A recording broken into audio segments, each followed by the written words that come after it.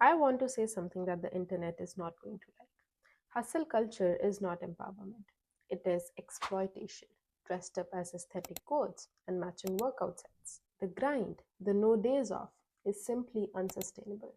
And before you click away, I'm not here to tell you to be lazy. I'm not here to tell you that ambition is wrong or that your goals don't matter. I'm here to tell you that the way most of us have been taught to pursue those goals, it is actively working against you. And somewhere in your body, beneath the productivity apps and the 5 a.m. alarms, the guilt every time you rest, you already know that.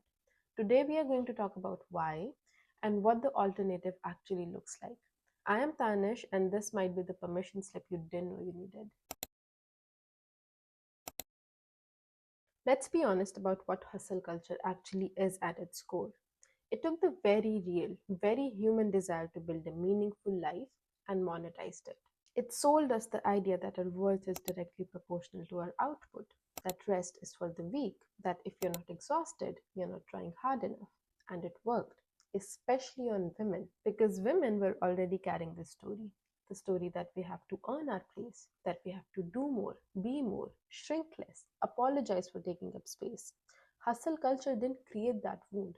It found it and it sold it back to us as ambition. Think about the language. Rise and grind, no excuses, outwork everyone, sleep is a luxury. That is not the language of a thriving human being.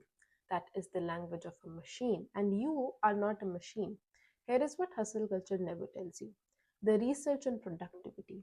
Actual scientific research consistently shows that beyond a certain point, more hours do not produce more results. They produce more errors, more burnout, more cortisol, more of the stress hormone that literally shrinks the part of your brain responsible for creativity, decision making, and emotional regulation. You are not becoming more successful by hustling harder.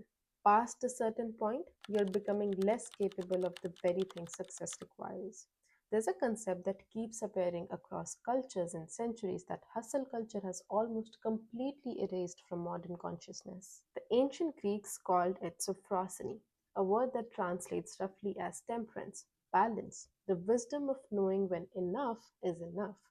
It was considered one of the highest virtues, not ambition, not productivity, balance. The Romans had otium, sacred rest, deliberate, guilt free time for reflection, for nature, for philosophy, for simply being. And this wasn't considered laziness, it was considered essential to a life well lived. The greatest Roman thinkers, Seneca, Marcus Aurelius, all practiced and wrote about otium as discipline.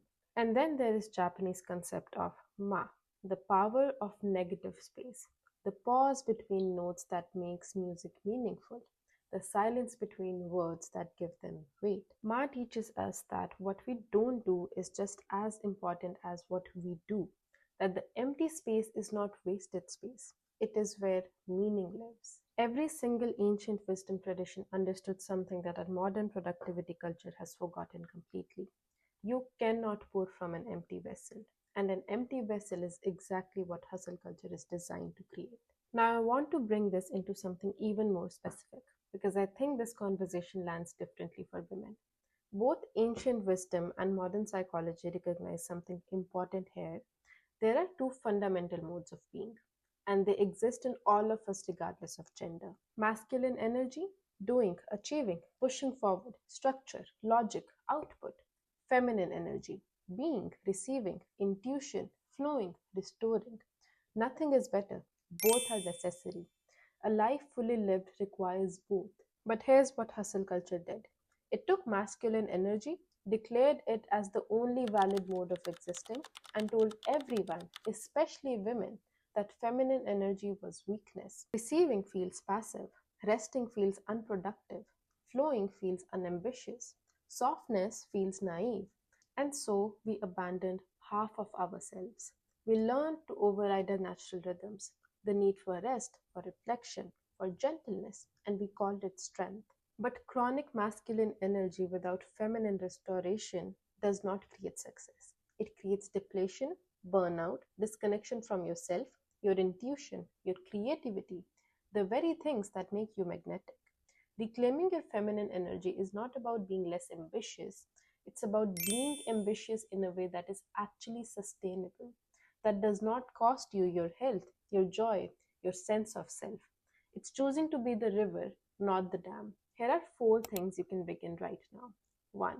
Audit your relationship with busyness. For 1 week, every time you say, I'm so busy, pause and ask, is this busyness chosen or inherited? Is this schedule actually aligned with what I value, or I'm just filling space because stillness feels so unsafe? You cannot redesign a life you haven't really examined. 2. Measure your days by energy, not just output. At the end of each day, instead of asking, what did I get done today? Also ask, how do I feel? Did today restore me or deplete me? What gave me energy and what drained it? This is data, and over time, it will show you exactly where your life needs to shift.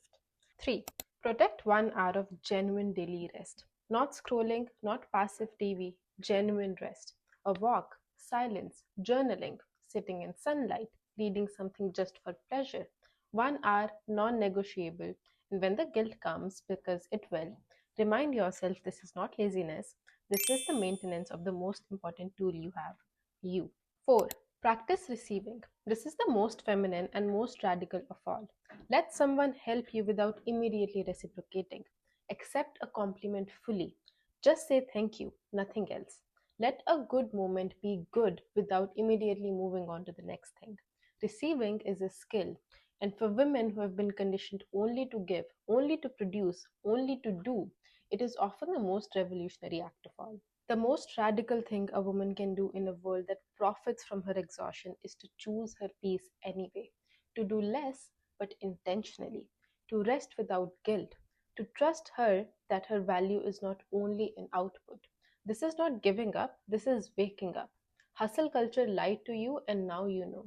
Save this, share it with the woman who needs to hear it today, and subscribe because this channel exists to give you back to yourself, one conversation at a time. I'll see you in the next one. Rest well. Bye.